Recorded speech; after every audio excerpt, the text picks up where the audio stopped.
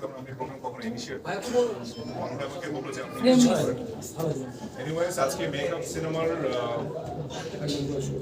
Press আর বরাবরের মধ্যে আমার প্রিয় এবং খুব কাছের সাংবাদিক ভাইয়েরা আপনি এখানে উপস্থিত হয়েছেন।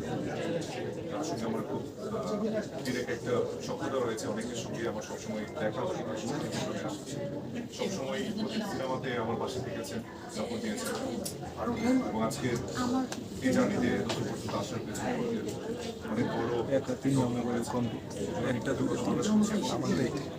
সেই সময় আমার ইন্টারেস্টিং সিনেমাও ঠিক কিনে অনেক আগে হওয়ার কথা ছিল, দীর্ঘ কয়েকটা লম্বা সময় বেশ কয়েকটি বছর পার লেগেছে। মানে এতটা সময় পার লেগেছে থাকি ভবিষ্যতে সিনেমাটা শেষ হয়েছে 20 দিকে। একটা সিনেমা যখন যেই সালটিকে কেন্দ্র করে আমরা সিনেমাটি বানাই, সেই সালটিকে ঘিরে একটা প্ল্যানিং থাকে যে আমরা সিনেমাটি সেই সময়টাতে রিলিজ দেবো এবং পরিচালক, প্রযোজক এবং স্পেশাল আর্টিস্ট সেই সময়টিতে আমরা রিলিজ করতে না হলে বেশি দুঃখ লাগে একজন অ্যাক্টর হিসেবে। কারণ একটা সার্টেন প্রেক্ষাপটকে ঘিরে সেই সময়ে সেই বছরগুলোতে চলমান যে মুভিগুলো আছে সেটাকে একটা প্যারামিটার হিসেবে ধরে আমরা একটা গল্পকে সাথে সিনেমাকে একটা কমার্শিয়াল ফ্লেভার দেওয়ার চেষ্টা করি।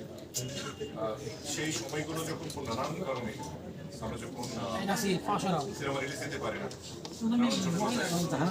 সিনেমাটি পড়ে যায়, সেই সঙ্গে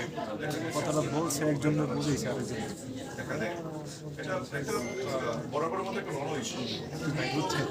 সত্যি বলতে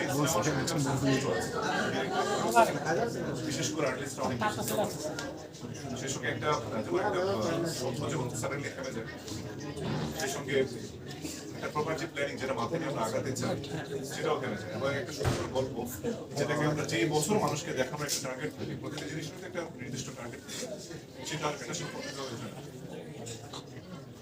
এনিওয়েজ বাট সবকিছু শেষেও যখন একটা দীর্ঘ অপেক্ষার পর একটা জিনিস হাতে পেলে আমরা যেমন খুশি হই, ঠিক তেমনি একটা পছন্দের সিনেমা মেকআপ সিনেমাটি আলটিমেটলি একটা মুক্তি পেতে যাচ্ছে সিনেমা। সো বরাবর অ্যান্সার আমি সময় আছি এবং মামুন ভাইয়ের সঙ্গে আমার দুটি সিনেমাতে কাজ করে করেছে। আনফর্চুনেটলি আমার সেকেন্ড মুভিটা আগে সিনেমাটা রিলিজ হয়ে গেছে এবং এটা ফার্স্ট যেটা আমি এখন বললাম যে অনেক ছবি করেছে। কিন্তু আসলে এই গল্পের দিক থেকে চিন্তা করলে সিনেমাটির গল্প এবং প্ল্যাটফর্ম এতটাই স্ট্রং যেটা আসলে সব সময়ের জন্য আমার কাছে মনে হয় যে আগামী 10 বছর 15 বছর পরেও এই ছবির